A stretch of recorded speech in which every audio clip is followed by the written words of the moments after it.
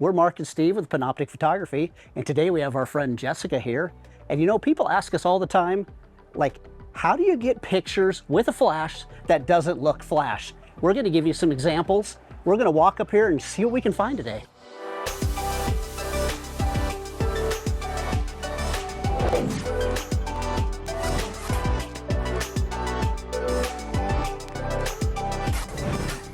All right, so we were walking down the street looking for our next location, and we looked to our left and there was this amazing alcove here in this office building. I love this natural light, so what I want to try to do is blend my flash with my natural light. But first I'm just going to take a shot with natural light and see what comes up with. So let me just put my flash to sleep real quick here. All right, Jessica, we are ready here.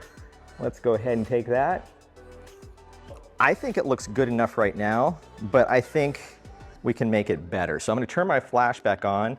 And I think a lot of people would probably just stop right there where I stopped. They'd say, that looks great. But I don't think I want to stop. I always want to try to better my shot. So, all right, same thing. Perfect right there. Wow, what a difference by adding light. So my ambient light looks perfectly blended with my flash. I love shooting with flash. Like, it makes all the difference in the world. Looks fantastic. You're probably gonna have to pull me away from shooting here because it's just so awesome. But I love it. Oh, looks awesome. So I just realized I didn't even tell you what I'm shooting with here. So I've got the FJ400 version 2, again, set very low power. And then I've got the Clickbox 2x3 softbox. I really love this box. It's giving me great lighting. I'm shooting really, really low power on my flash. I'm actually at 1.2 on my flash.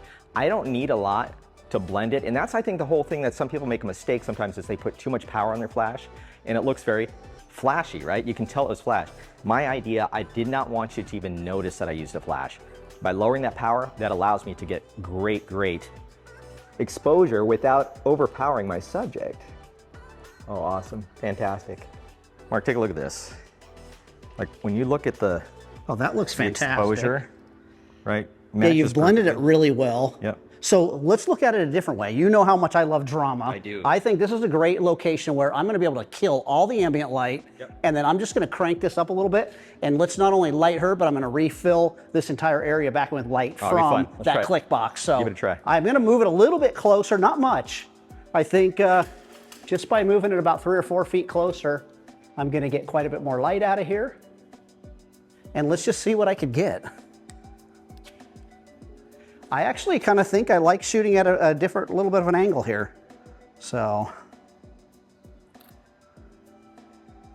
yeah, so in effect, if you look at this image right now, it's not that it's a better image, it's just a different image. So what I've effectively done, right, is I turn this entire staircase into my own little private studio. So like a studio yeah, on somebody else's property. If that light was turned off right now, it would be complete black. Matter of fact, let's just do it. If I put it to sleep and I take that exact same shot, you're barely gonna see Jessica in there, but man, by turning on that light. Now you were shooting pretty wide open. I'm wide open for my lens, but this is 2.8. You were shooting at around 1.2? 1.4. 1.4. So it's gonna be a little bit darker already. My power setting is all the way up to 3.5 on the FJ400 version 2. So I'm getting effectively about 2.5 stops more light on the subject than you were, which is filling this entire area. What I love is we took this one area and we were able to create 2 different looks.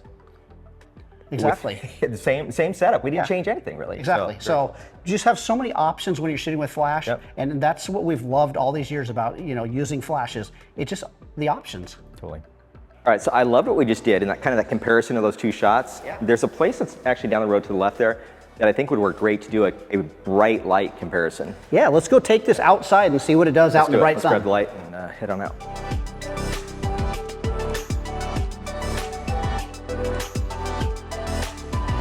All right, let me show you a shot that I know everybody says is impossible or you always want to shy away from, and that's shooting in the absolute harshest, brightest sun. It's 1:30 in the afternoon in June, right? Not ideal shooting conditions, but I'm gonna show you how it can work when you're using flash. And simply what I'm gonna do is I'm gonna fill in my subject with that flash to match that ambient light. So let's go ahead and give it a try, Jess.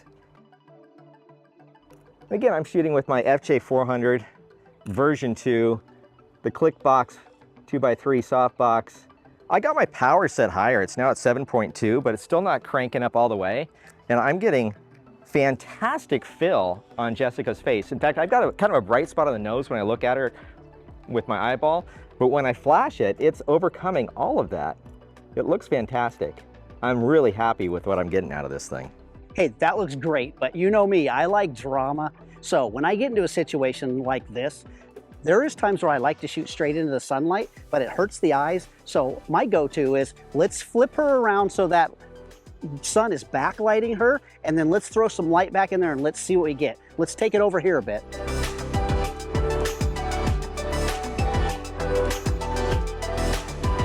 So when it comes to this super bright light, again, my go-to way is get the model turned away from the sunlight. I'm gonna use it as a rim or a backlight on my subject, and I'm just gonna fill it in, and this click box 2x3, I'm gonna get great light on her. So we've got all of these areas that was giving me crazy shadows out of the way, and let's just take a look and see.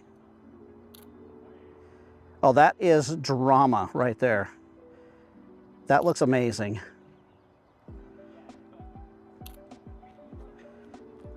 I really don't know what to do here because it looks so good right now. But I like, you're gonna keep your nose towards that light just a little bit, not too much, come back a little ways. There you go, eyes right here. You know, I'm gonna shoot this vertically now, because you know when the best time to shoot a vertical picture is? When? Right after the horizontal picture. Wow, that just looks amazing. You know, the one thing, again, that we keep saying with these lights is the fact that they give us so many options. Totally. You know, it's not, again, anything different, you know, as far as like, it's not wrong the way you shot it. It's a way that most people shy away from. This is kind of the way most people are gonna do it. It's just a different look. It's another choice. And so you've got other options to give to your client.